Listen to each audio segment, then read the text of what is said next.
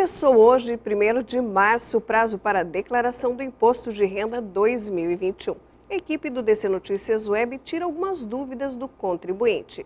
E para você, contribuinte, declarar o seu imposto de renda com mais segurança, nossa equipe vai conversar com a professora mestre, que também é contadora, Leonor Venson, que vai esclarecer algumas dúvidas. Então, o prazo para a declaração de ajuste anual do imposto de renda ano base 2020 inicia hoje, dia 1º de março, e termina 30 de abril. Esse é o prazo para entrega. Tá? As restituições, elas começam a serem pagas a partir de maio. Então, nós temos aí 60 dias, né, praticamente, para cumprir a obrigação de fazer a declaração, entregar para a Receita Federal. E como pode ser realizada essa declaração? É através de um contador, aplicativo? Como funciona? A declaração do imposto de renda, ela pode ser feita por meio de um aplicativo disponibilizado pela Receita Federal. Na página da Receita Federal, você pode baixar o aplicativo e preencher com as informações necessárias. Aí você precisa informar rendimentos, né, a relação de bens, né, as operações que foram realizadas, que são sujeitas à tributação no ano base 2020, e enviar também, por meio da internet, a declaração do imposto de renda. E quem deve declarar o imposto? Tá. Bom, tem algumas situações de quem é obrigado ou não a declarar. Primeiro, precisa ser verificado se preenche esses requisitos ou não.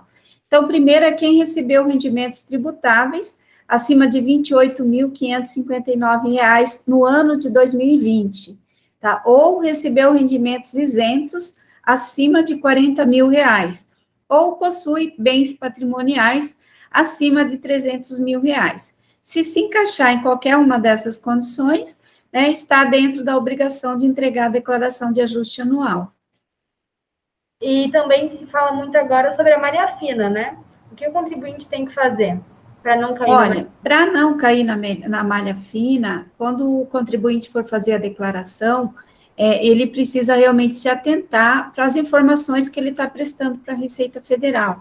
Então, as despesas dedutíveis, ele pode deduzir gastos com despesas médicas, os gastos com os dependentes, precisa cuidar se esses dependentes já não estão sendo informados, às vezes, na declaração do cônjuge.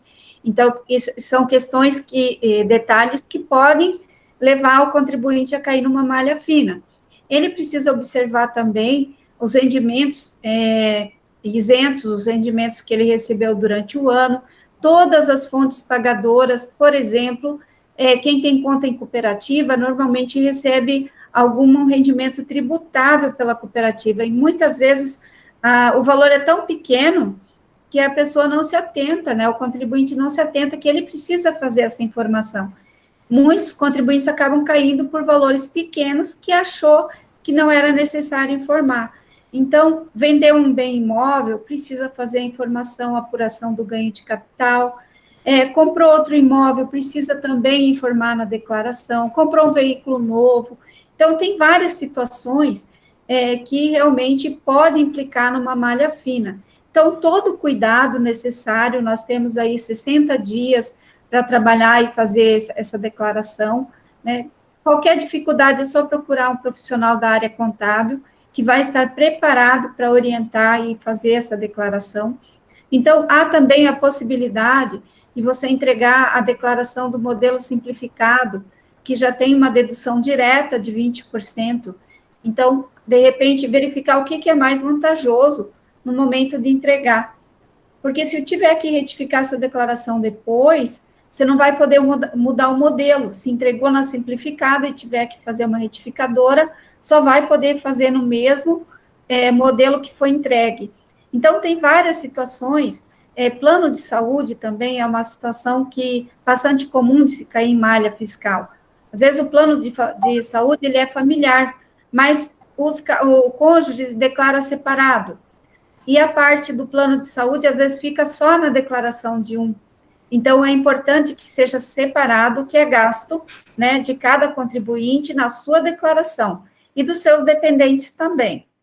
Também, casos comuns de acontecer é quando você inclui seus pais, por exemplo, que são idosos, que moram com você, né, que, de certa forma, eles têm o rendimento deles isento, às vezes, que é um salário mínimo de aposentadoria, e você coloca, então, as despesas deles na sua declaração, inclui eles como dependente, mas esquece dos rendimentos. Então, quando você for incluir um dependente na sua declaração, você tem que incluir todos os gastos, mas também tem que incluir os rendimentos, que vai somar com o do contribuinte para fins de tributação. Então, a gente sempre recomenda, né, procurar um profissional que, às vezes, né, vai ter todas as análises, vai perceber todas as possibilidades que tem, e para evitar cair numa malha fiscal.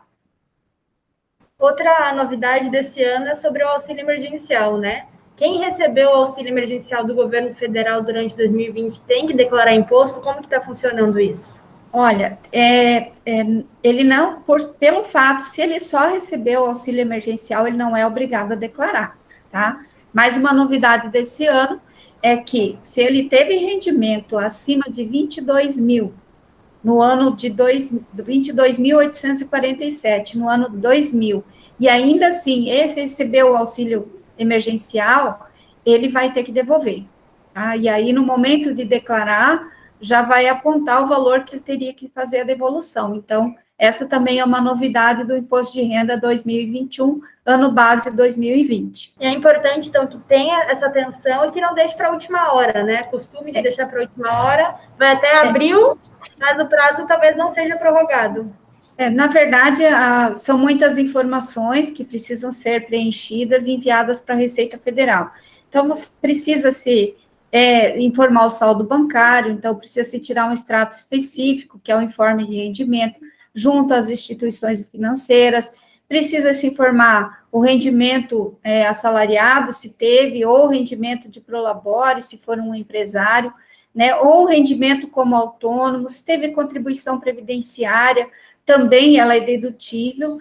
Então, é um conjunto de informações que realmente exige algum cuidado no momento de prestar, porque pode implicar depois ter que se prestar algum esclarecimento. A movimentação do cartão de crédito, ela tem que ser compatível com os seus rendimentos. Nós temos hoje essas informações que são cruzadas com a Receita Federal. Então, você movimentou no cartão de crédito em torno de 5, 6 mil reais, um exemplo, por mês, né? E no momento de declarar, você informa uma renda lá de 2 ou 3 mil reais.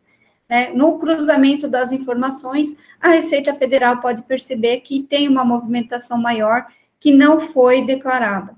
Ou pode acontecer também de centralizar em uma pessoa da família, né? Então, às vezes, o titular, ele acaba carregando esse volume de movimentação financeira, e na declaração ele consegue, de repente, justificar isso.